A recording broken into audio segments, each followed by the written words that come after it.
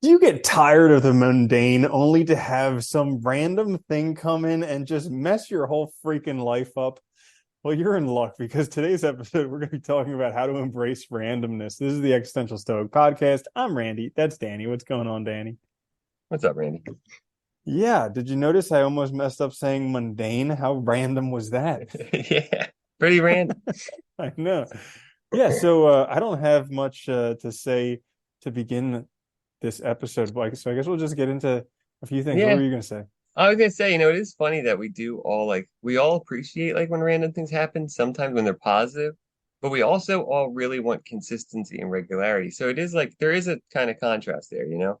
Well, it's I only want the good randomness. Like I want to win the car, win the lottery, win these things, have I don't want great the things tree fall my way. falling on the house. Yeah, but then the difficulties in life, it's like I can't freaking bear it, and yeah, it's It's crazy. It's already hard enough, and then when those things happen, it's ugh, you yeah, can't do it. it was as I was reading about patience today, and it's like they say I there's couldn't even three get types through of it. patience. One like interpersonal patience, two dealing with things in life, and three like in the attainment of your goals. And it's like those dealing in things with life when you have these random things handed to you that just suck. They do. It's hard. So, All right. anyways, we're each going to give a few tips for how to embrace randomness, which would be the opposite of running away from it. So, right? Because if you ever have a cat that won't leave you alone, just like hug it and don't let go, and then it'll take off. Yeah. And it's like, It's like, oh God, you so wanted to see me? yeah. So that being said, my first one, how to embrace randomness, is lean into it. So oftentimes we have these things happen and we may not like them and we like dip our toe in it, instead of just dipping your toe in it, because there's nothing you can do about it anyways, just lean into it. Just go full force, hug the cat, and then eventually it'll run away, or maybe you'll both have some type of thing that you might enjoy. Actually, I like that one too, though, because there is truth to leaning in, because if you're not leaning in, you're avoiding, right?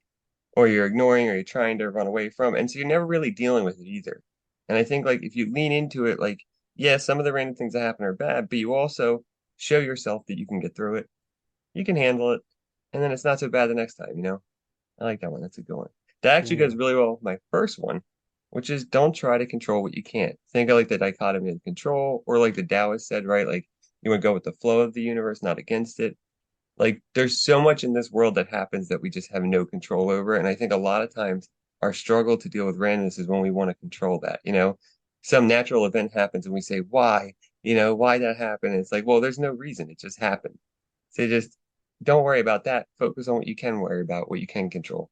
Yeah, that's a great one. Focusing on things that are in your control, like your own opinions, your thoughts, your feelings about things, that type of stuff. Because I can't even tell you how often I just get into a terrible mood because things didn't go exactly how I wanted them to go.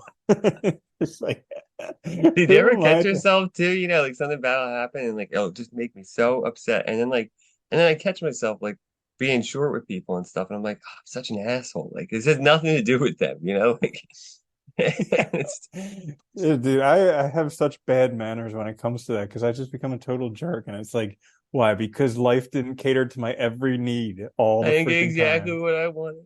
Yeah. What a child. Yeah. So my Let's give next one baby for what he this, wants. how to embrace randomness, is remember this too shall pass. Ah, So this is something that like, especially when life smacks you upside the head with something you didn't like, eventually it'll pass. It's like the recency bias, how right now it seems like it'll last forever. It's terrible. This is the worst thing ever. But it's not. It's gonna pass. I mean, guaranteed 100 years, you're gonna be dead. It's gonna be gone. yeah, at the very least, Most you won't have to worry likely, about then. yeah, most likely gonna pass a lot more quickly than that. Like chances are within about a week, 3 weeks, maybe a month, you'll forget about it. So yeah. That's actually a good one too, because I notice the more I acknowledge my feelings, especially difficult things, you also are aware how fast they do go away. And but when you're having that experience or when the thing happens, it feels like it's gonna last forever and it's hard and you get frustrated. But you're right. If you just remind yourself that, yeah, it might suck for a little bit, but it will pass and things will be fine again later and you'll be all right. And it's a good It's way to keep yourself calm, in perspective. Yeah, there was a story in How to Stop Worrying and Start Living about a guy who seemed like nothing ruffled his feathers. And somebody asked him why. And he's like, well, whenever I have something that I'm worrying about, I take out a sheet of paper and I write it down. And then I put it in my drawer and I close the drawer. And I look back 2 weeks later and see if it's still bothering me. And if it's still bothering me, then I put it back in the drawer for another 2 weeks. And then I look again. And eventually, he's like, eventually everything just works itself out. Like, it's not like I need to do anything. So why bother worrying? That is a great way to handle things you have no control over too. Just write them down, like check up on them. Hey, it's Mm-hmm. gone, or whatever. That's actually a really good idea. Yeah, right. Try that. My second one for how to embrace randomness is actually meditate. Like I noticed personally, like, a big part of meditation is just allowing yourself to sort of see what thoughts rise up, right? And deal with those sort of like psychic knots and problems that within your own mind. And I think doing that, calming your mind and having it or giving yourself time throughout the day to calm your mind makes you way more able to deal with the random things in life because you're not so stressed and like all over the place in your head all the time. You have the sort of mental prowess to deal with these things as they come up and not lose your shit. Yeah, and also you learn how to just like bear witness to it and sit with it because Yeah. guaranteed these random things come up and you want to deal with them immediately, but you can't. And No. so like, meditation, you have all these things come up that you can't deal with while you're sitting and meditating. So you just kind of have to sit with them. Yeah. Let it go. Bingo. So my last one is a good one because when you're in the thick of things, it's like the only time when you don't have access to what you need in order to get through it. As we know from experience. It's like you know exactly what to do all the time, except for when you actually need to know it. So my last one would be think of what advice you would give your friend. And I can't even tell you how often this helps me out because I'll be stuck in a problem. I'll be like, there's no freaking way out. This is terrible. And I'd be like, wait, hang on. If this happened to Danny, what would I say to him? Oh, yeah, duh. Okay, that makes sense. And then I'd be like, okay, I'll do that. And it works. It's funny though, I do that all the time too, because it does work really well. We're so hard on ourselves and we're so irrational and unrealistic with ourselves, and how we like talk to ourselves and handle ourselves. And it's funny, Aristotle mentioned that in the Economic Ethics that like, your friend is another self, and it's easier to evaluate and kind of get perspective on an outside, like from an outside perspective, on somebody else's actions. So like just flipping that perspective helps so much in thinking about your own life and how you're responding to things. That's a really good one. I think people should keep that in mind. My last one is allow room for randomness in your plans. I think I know from experience, all the people I know that freak out the most when things go awry is the ones who plan for everything and try to make sure that everything goes according to plan specifically. So, because it's bound to fail. You Like can't control everything. Bridezilla. Yeah, yeah. You can't control everything, dude. Stuff's gonna happen no matter what you do. You're dealing with like unknown variables. So just when you're planning, try not to account for everything. Leave some room for randomness, whether it's like a day on your vacation that you have nothing scheduled, so you can just kind of do whatever and see what happens. Or like, something like that. Just give yourself a little bit of space for it, and then it's not so bad when it happens.